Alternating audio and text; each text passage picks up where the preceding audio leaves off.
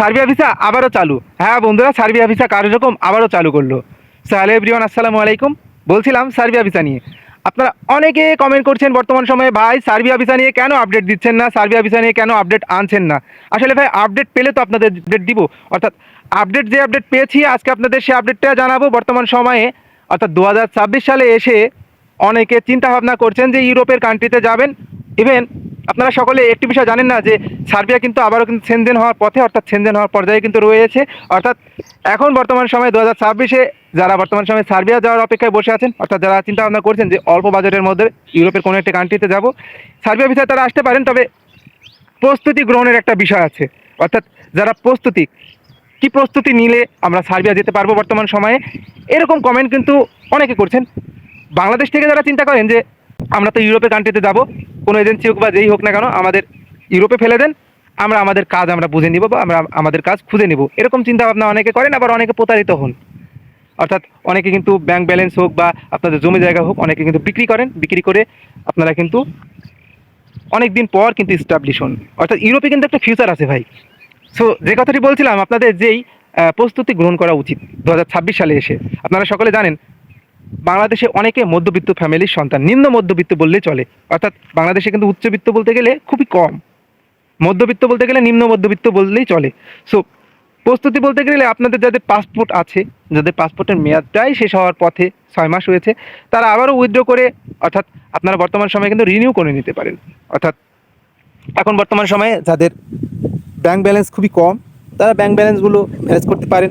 Even বর্তমান সময়ে একটি বিষয়, সেটা হচ্ছে কি পুলিশ ক্লিয়ারেন্সের যে বিষয়টা। আপনারা অনেকে জানেন যে সার্বিয়ায় যেতে হলে কিন্তু নন সেনজেন যে সকল কান্ট্রিগুলো আছে, এ সকল কান্ট্রিতে যেতে হলে কিন্তু আপনাদের পুলিশ ক্লিয়ারেন্স লাগে। সেনজেনের কিছু কিছু কান্ট্রিতে লাগে না, তবে নন সেনজেন কান্ট্রিগুলোতে লাগে। অর্থাৎ এই পুলিশ ক্লিয়ারেন্সটা আপনারা বর্তমান সময় ম্যানেজ করে রাখতে পারেন, পুলিশ ক্লিয়ারেন্সের জন্য আবেদনও করতে পারেন। যদি আপনাদের হেল্প লাগে অবশ্যই আমি হেল্প করব। অর্থাৎ আরও কিছু ডকুমেন্ট লাগে, অর্থাৎ ফর এক্সাম্পল আপনাদের কাজের সার্টিফিকেট, আপনাদের যদি ইলেকট্রিক কাজ বা বিভিন্ন কাজের যদি এক্সপিরিয়েন্স থাকে আপনারা সার্টিফিকেটগুলো কালেক্ট করে রাখতে পারেন। ইভেন বর্তমান সময়ে একজনকে দেখলাম অর্থাৎ একজন ইউটিউবারকে দেখলাম, তিনি অনেকভাবে বোঝাচ্ছেন, একটা এজেন্সিকে তিনি প্রমোট করতেছেন। অর্থাৎ তিনি জানাচ্ছেন যে এই এজেন্সির মাধ্যমে গেলে আপনারা খুব অল্প সময়ের মাধ্যমে আপনারা সার্বিয়া যেতে পারবেন।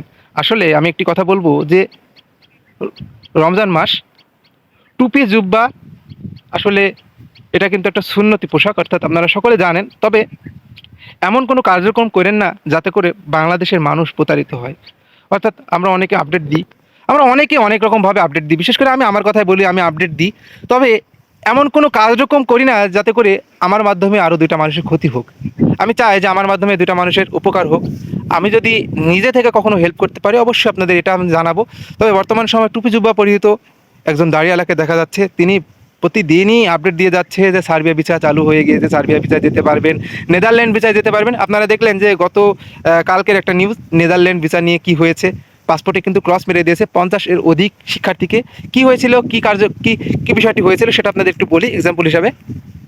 যে স্টুডেন্ট ভিসা যেতে হলে কিন্তু একটা ব্লক স্টেটমেন্ট লাগে, অর্থাৎ ব্যাংকে একটা ব্লক লাগে। অর্থাৎ এই ব্লক অ্যাকাউন্টটি কিন্তু তারা কিন্তু ব্লক অ্যাকাউন্ট ছাড়াই কিন্তু অ্যাপ্লাই করার একটা সুযোগ দিয়েছিল অনেক স্টুডেন্ট। কিন্তু অনেক এখানে একটি বিষয়, সেটা হচ্ছে কি বেশ কিছু ইউনিভার্সিটি, নেদারল্যান্ডের ইউনিভার্সিটি কিন্তু এই সুযোগটি দেয়।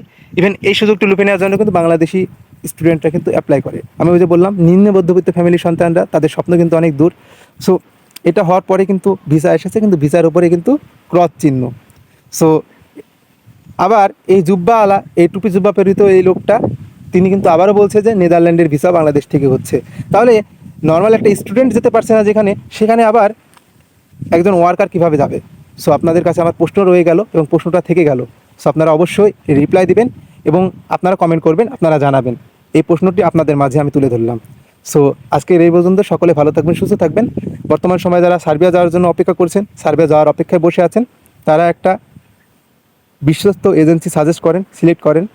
ঠিক আছে, সিলেক্ট করে যদি আপনাদের পরিচিত কেউ থাকে, ফ্যামিলি মেম্বার সদস্য যদি থাকলে আরও ভালো।